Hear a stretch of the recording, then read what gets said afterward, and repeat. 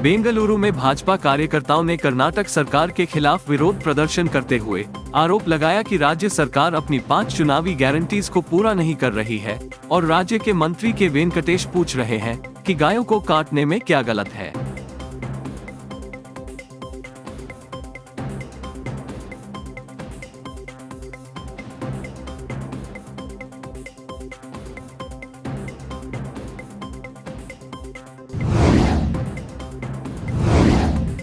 यादगिरी प्रदेश में दुर्घटना से मौत का सिलसिला जारी है। यादगिरी जिले के पचिकरा गांव के पास राष्ट्रीय राजमार्ग 150A पर आज मंगलवार की तड़के एक क्रूजर के लॉरी से टकरा जाने से 5 लोगों की मौत हो गई। मृतकों में मुनीर 40 वर्ष, नईमत 40 वर्ष, मुदसिर 12 वर्ष, रमीजा बेगम 50 वर्ष और सुम्मी 12 वर्ष शामिल हैं। पता चला है कि आंध्र प्रदेश के बांडी आत्मकुरु गाँव के मुनीर और मुदसिर पिता पुत्र हैं। अन्य 3 वेलागुडा गांव के हैं। मरने वालों में 2 महिलाएं हैं। हादसे में 13 लोग घायल हो गए और घायलों को यादगिरी और रायचूर जिला अस्पतालों में भर्ती कराया गया है। क्रूजर में सवार लोग आंध्र प्रदेश के नंदयाल जिले से कालाबुर्गी में ख्वाजा बंदेनवाज दरगाह में उरूस मेला जा रहे थे। बेंगलुरु पुलिस ने दिल्ली के एक व्यक्ति की तलाश शुरू कर दी है जिसने शहर में अपनी प्रेमिका की हत्या कर दी और इसे आत्महत्या बताने की कोशिश की। यह मामला सोमवार रात बेंगलुरु के जीवन भीमा नगर इलाके में सामने आया। हैदराबाद की आकांक्षा विद्यासागर 23 वर्ष संदिग्ध परिस्थितियों में मृत पाई गई। आरोपी की पहचान दिल्ली निवासी अर्पित के रूप में हुई है। हाल ही में दोनों के बीच अनबन हो गई थी। दोनों में बहस हुई और अलग होने का फैसला किया। पुलिस ने कहा कि दोनों के बीच लड़ाई सोमवार शाम को हिंसक हो गई और गुस्से में आकर अर्पित ने आकांक्षा की गला दबाकर हत्या कर दी।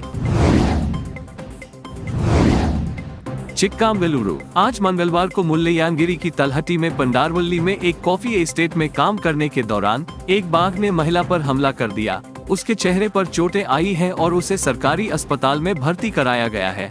महिला असम के मजदूरों के साथ काम कर रही थी जो काम के लिए बागान में आए थे।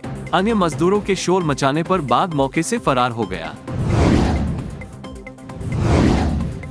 मंगलुरु होम मिनिस्टर डॉक्टर जी परमेश्वर ने आज मंगलवार को कहा कि मंगलुरु आयुक्तालय में नैतिक पुलिसिंग को रोकने के लिए एक सांप्रदायिक विरोधी विंग की स्थापना की जाएगी। तटीय जिलों के दौरे पर आए परमेश्वर ने कमिश्नरेट के पुलिस अधिकारियों के साथ बैठक की।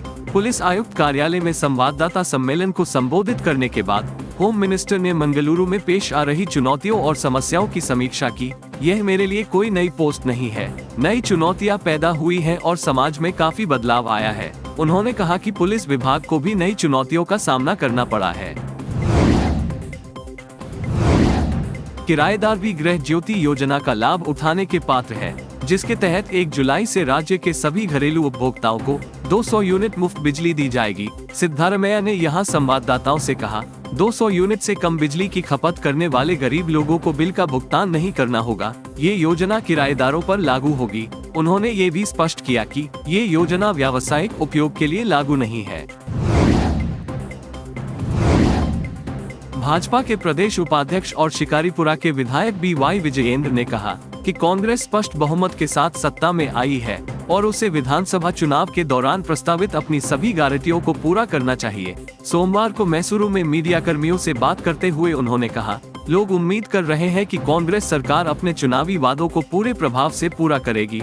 मुख्यमंत्री सिद्धारमैया पहले ही गारंटी को लागू करने की घोषणा कर चुके हैं, लेकिन कई शर्तें हैं। भाजपा इस बात पर करीब से नजर रख रही है कि वादों को पूरा करने के लिए सरकार गारंटी के लिए धन कैसे जुटाएगी। क्या नए टैक्स लगाए जाएंगे या लोन लिए जाएंगे।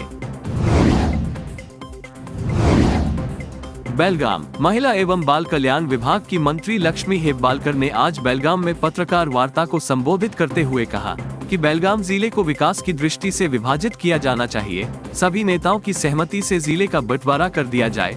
शासन स्तर पर जिला संभाग पर चर्चा की जाएगी। उन्होंने कहा कि जिले के सभी नेता इस संबंध में कार्रवाई करेंगे। गृह ज्योति की चिंता न करें।